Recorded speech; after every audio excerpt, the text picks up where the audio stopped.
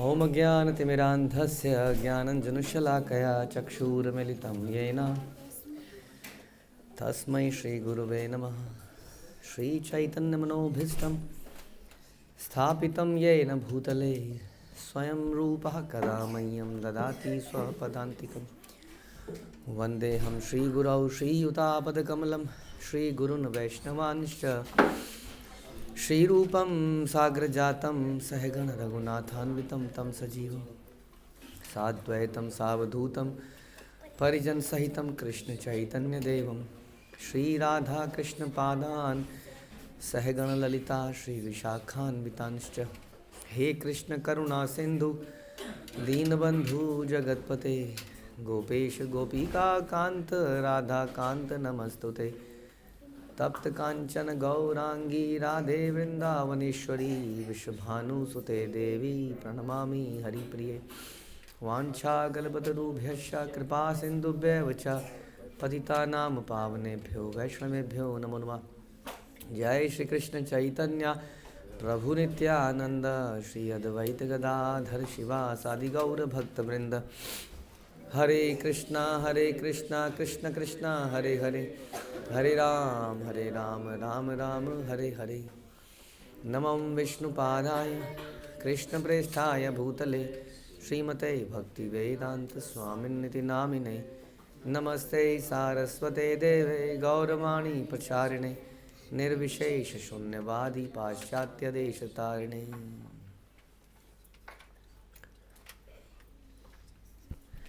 हरे कृष्णा। भगवद गीता अध्याय 10 the opulence of the absolute श्लोक संख्या 11। तेषामनुकंपार्थम अहम अज्ञानजं तमः न शक्ष्यामि आत्मभावस्थ ज्ञानदीपेन भास्वतः। मैं उन पर विशेष कृपा करने के हेतु उनके हृदयों में वास करते हुए ज्ञान के प्रकाशमान दीपक के द्वारा अज्ञान जन्य अंधकार को दूर करता हूँ। तो इसके पहले हमने सुना था, क्या सुना था, कि जो लोग प्रेम पूर्वक मेरी सेवा में लगे रहते हैं मैं उनको ज्ञान देता हूँ जिससे कि वो मेरे पास में आ सकें। राइट। तो उसी को उस ज्ञान से क्या होता है, उस ज्ञान का वो दीपक की तरह बता रहे हैं कि वो ज्ञान का दीपक जब जलता है तो अंधकार दूर हो जाता है। उन पर विशेष कृपा करता हूँ। किन पर? जो मेरा नित्य भजन करते हैं। याद है आपको श्लोक? तेषाम सतत युक्तानाम भजताम प्रीतिपूर्वकम। उनके बारे में बात हो रही है। ये ध्यान रखना ज़रूरी है कि जो प्रीतिपूर्वक मेरा भजन करते हैं। समझ में आया? हाँ, अल्टीमेटली ये स्टेज पे हमें आना ही पड़ेगा। आप कहोगे कि इसका मतलब हम गीता पढ़ रहे हैं और हम गीता पढ़े ही जा रहे हैं तो उससे काम नहीं होगा। होगा कि नहीं होगा? हाँ, खाली उसका ज्ञान लेने से नहीं होगा। उस गीता को लाइफ में अगर हम अप्लाई कर रहे हैं एज पर आचार्य तो ज़रूर होगा।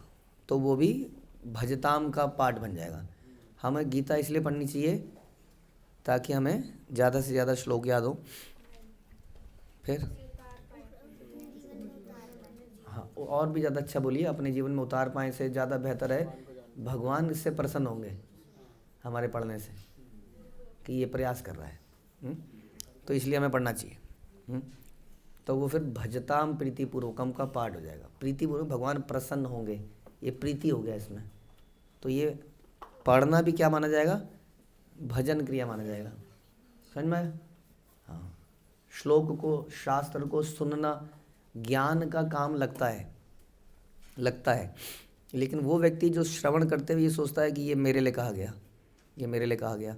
एक तो ये, और दूसरा कि ये भगवान इससे प्रसन्न होंगे अगर मैं बैठ के श्रवण करूँगा तो, है ना, इस प्रकार से। तो वो जो श्रवण है वो बुद्धि का कार्य नाक बन के क्या बन जाएगा? भजताम प्रीतिपूर्वक हो जाएगा वो। ठीक है। उसी तरह से हम जप कर रहे हैं तो जप करने से कुछ दिव्य शक्तियाँ प्राप्त होंगी, हो सकती हैं, होती हैं, यज्ञ है वो। लेकिन हम क्यों जप कर रहे हैं? भगवान प्रसन्न होंगे, मेरे हृदय के कल्मश खत्म होंगे, हैं। तो क्या हो जाएगा? ये जपना क्या हो जाएगा? ये भजन का पार्ट हो जाएगा। समझ में आया? और प्रीतिपूर्वक भजन कि भगवान की प्रसन्नता के लिए हम जप करेंगे। समझ में आया? तो ऐसे लोगों के बारे में बता रहे हैं कि ऐसे लोग, मैं उनको ज्ञान प्रदान करता हूँ और इस ज्ञान से क्या होता है, उन पर विशेष कृपा करता हूँ। उनके हृदय में वास करने वाले करते हुए, हाँ, उनके हृदय में तो मैं हुई, भगवान हृदय में है कि नहीं? भगवान हृदय में है। और हृदय में क्या करते हैं? हृदय यहाँ पर एक लाइट जला देते हैं। जैसा कभी आप अंधेरे में जाओगे तो आपको महसूस होगा यहाँ एक लाइट जलती हुई दिखेगी।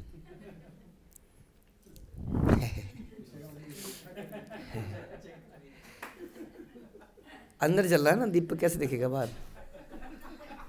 हाँ, कमरे के अंदर कुछ जलाओगे तो बाहर कैसे दिखेगा? अंदर जल रहा है। तो अंधेरा क्या है और ज्ञान का दीपक क्या है, यही समझने का विषय है यहाँ पर। हाँ, ये हम समझने का प्रयास करते हैं पहले तो। उसके पहले प्रभुपाद बता रहे हैं कि कुछ लोग ऐसा समझते हैं कि जो भक्ति योगी हैं वो सेंटिमेंटल होते हैं, भावुक लोग। भावुक आदमी क्या करता है? भावुक आदमी के क्या लक्षण है?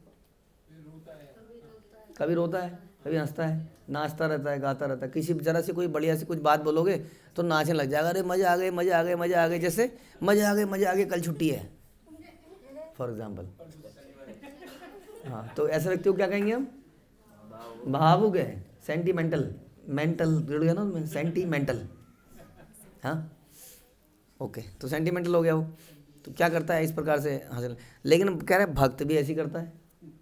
हाँ, भक्त भी कोई ऐसी बात, भक्तिमय बातों से नाचता है, गाता है, हंसता है, हाँ, और रोता है। भगवान के लिए रोता है, हाँ, भक्तों के संग के लिए हंसता है, नाचता है। जैसे कि बता रहे हैं एग्जाम्पल प्रभुपाद कि जब प्रकाशानंद सरस्वती से चैतन्य महाप्रभु मिले और चैतन्य महाप्रभु बनारस में गए तो उन्होंने क्या देखा प्रकाशानंद ने कि एक सन्यासी है। और सन्यासी कैसा होना चाहिए? उनके हिसाब से सन्यासी होना चाहिए जो बड़ा सीरियस व्यक्ति है और शास्त्रों को पढ़ रहा है और हाँ सीरियसली, मतलब ज़्यादा हंसना गाना कूदना ऐसा नहीं कर रहा। कोई नाचे आदमी, हाँ, कोई बुद्धिजीवी आपने देखा ऐसे नाचते हुए? हाँ, कॉलेज में, यूनिवर्सिटी में जो लोग बड़े बड़े पढ़े लिखे हो जाते हैं या डिग्रियाँ प्राप्त कर लेते हैं, आप देखोगे ऑफिस के अंदर भी जो बहुत सीरियस आदमी होगा वो कहेगा अगर मैं ऐसा करूँगा तो मुझे हल्के में लेंगे सारे लोग, इसलिए वो जानबूझ के सीरियस रहता है बना हुआ। लेकिन चैतन्य महाप्रभु वही सुप्रीम पर्सनैलिटी, वो तो अलग बात है। एक सन्यासी है तो नाच रहे थे, गा रहे थे, तो उन्होंने कहा तो सेंटिमेंटल है, भावुक आदमी है कोई। तो कह रहे हैं प्रभुपाद कह रहे हैं ऐसा नहीं है, भक्त को सारे शास्त्रों का निचोड़ प्राप्त होता है। हाँ, अब ये क्वेश्चन आया था सारा कि ज्ञान किसको कहते हैं? हाँ, क्योंकि कई सारे ऐसे भक्त हैं, आपको क्या लगता है इस्कॉन के सारे भक्त जो है अगर उनसे कोई चतुर्वेदी, द्विवेदी, त्रिवेदी, वेदों के क्या था, नौ कास्ट, तो वो कुछ वार्तालाप करेंगे तो इस्कॉन के वो सारे भक्त जीत जाएंगे या हार जाएंगे? हार जाएंगे। हाँ, अधिकतर हार जाएंगे, अधिकतर हार जाएंगे। तो इसलिए ज्ञानी कौन हुआ? चतुर्वेदी जी ज़्यादा ज्ञानी हुए कि नहीं? हाँ हुए, हाँ ये कह रहे हुए। तो यही क्वेश्चन है कि ज्ञान क्या है। अच्छा, भगवान ने बोला तेषाम सततयुक्ता नाम ददामि बुद्धि योगम, ठीक है, तो मैं बुद्धि देता हूँ। तो बुद्धि देते हैं यानी कि अगर हम भजन करते रहेंगे तो एक दिन हमारे पास ऐसी बुद्धि आएगी कि इन चतुर्वेदियों को हम हरा पाएंगे। नहीं? अच्छा, तो क्या बुद्धि देंगे भगवान फिर? व्हाट इज बुद्धि and what is this Deepak and what is this अंधकार ऑल अबाउट? क्या है ये अंधकार और क्या है ये दीपक जो अंदर जल रहा है? क्या है ये दीपक और क्या है ये अंधकार फिर? और क्या है ये बुद्धि? कौन सी बुद्धि देंगे फिर? कह रहे हैं मैं बुद्धि दूंगा, आप कह रहे हो हार जाएंगे, सबसे हमें पता है हार जाएंगे। अच्छा, 20 साल बाद तो आप जीत जाओगे जब भजताम प्रीतिपूर्वक हम करोगे। तो कौन सा दीपक जलाएंगे भगवान हमारे अंदर और कौन सा अंधकार मिटाएंगे? अरे तो उसके पास जा सके, आपने तो अगला सेंटेंस बोल दिया, वो वाला दीपक प्रभु जी जिससे उनके पास जाएंगे। कौन है वो दीपक? क्या पता चल जाएगा?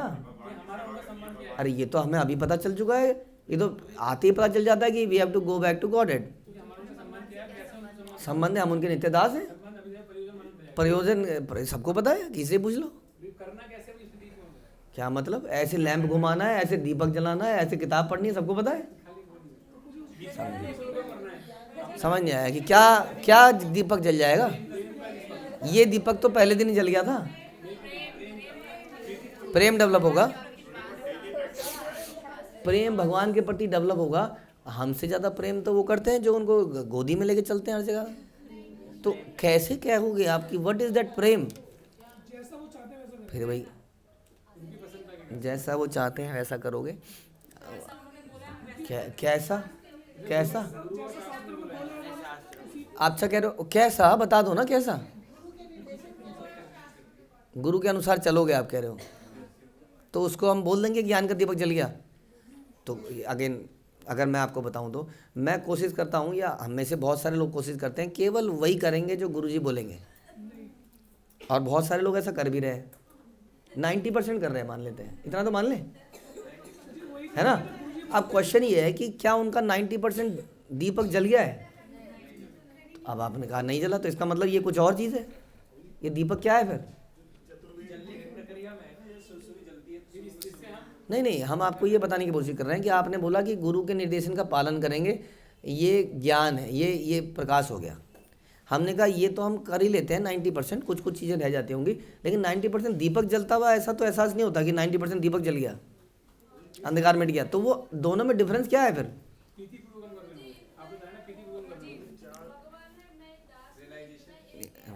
ये तो अभी कोई नई, किसी से पूछ लो आप, क्या बात कर रहे हो, सबको पता है बात, किसको नहीं पता है बात बताओ, ये आपको नहीं पता?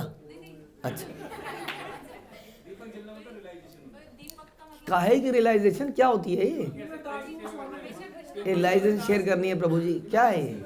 है कि मैं दासी हूँ? तो पता है ना, समझ में आया कुछ? पता होना और रियलाइज में अंतर है। अच्छा चलिए छोड़िए, बता देते हैं। देखिए जी, अंधकार क्या है? नहीं जी नहीं, जो आप बोल रहे हो इनमें से कोई नहीं है। ये और ज़्यादा गलत है।